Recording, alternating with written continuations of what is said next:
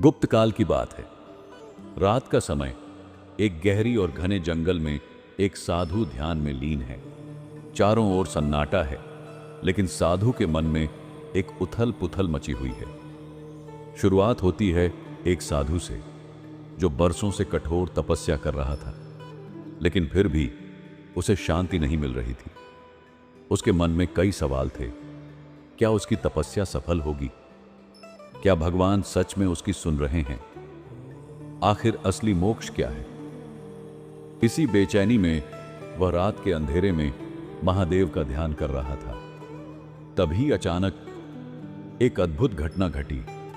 एक रहस्यमयी आवाज गूंज उठी, हे साधु, तू मुझे क्या खोज रहा है?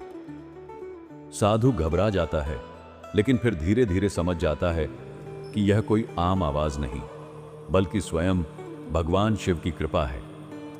लेकिन शिव जी इस साधु को क्या सिखाने वाले हैं और कैसे यह ज्ञान उसकी पूरी जिंदगी बदल देगा? आगे की कहानी जानने के लिए वीडियो के अंत तक जुड़े रहिए।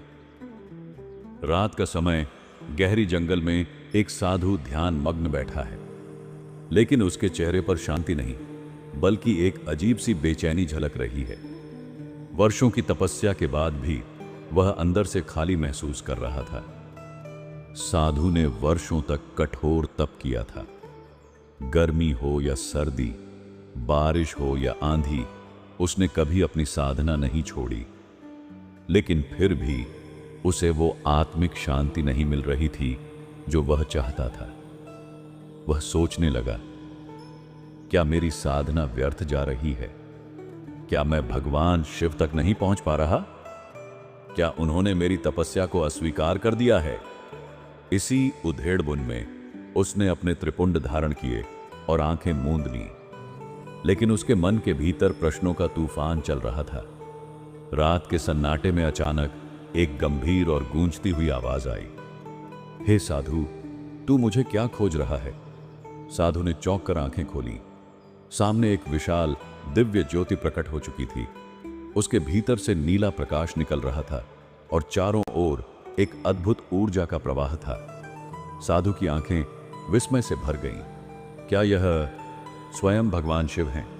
वह घबराकर हाथ जोड़कर खड़ा हो गया और कांपती आवाज में बोला, प्रभु, क्या सच में आप मेरे सामने हैं? मैं आपको खोज रहा था, लेकिन आप इतने वर्षों तक क्यों नहीं प्रकट हुए?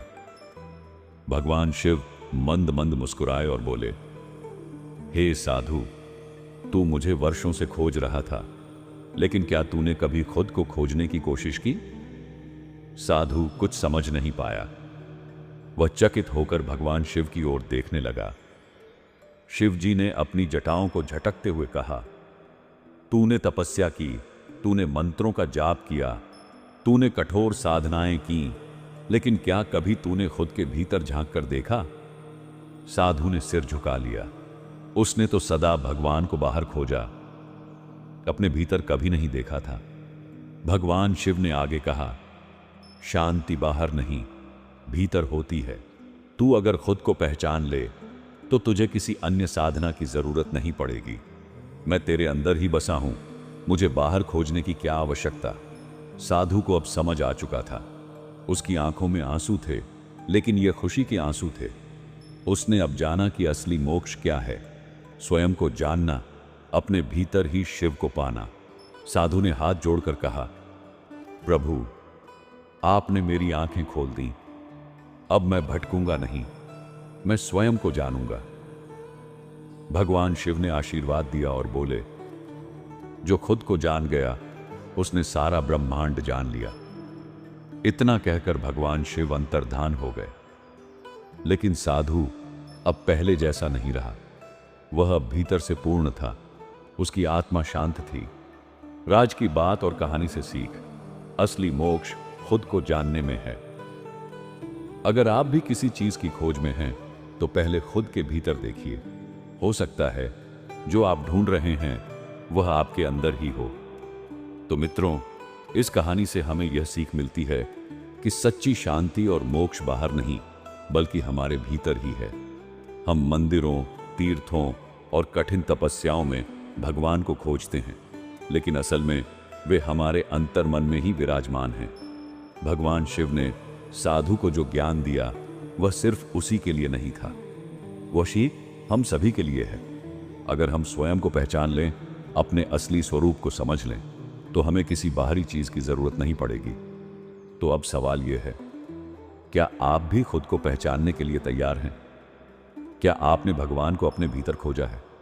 अगर आपको यह वीडियो पसंद आई हो तो लाइक, शेयर और कमेंट जरूर करें, और ऐसे ही अनमोल आध्यात्मिक ज्ञान के लिए चैनल को सब्सक्राइब करना न भूलें।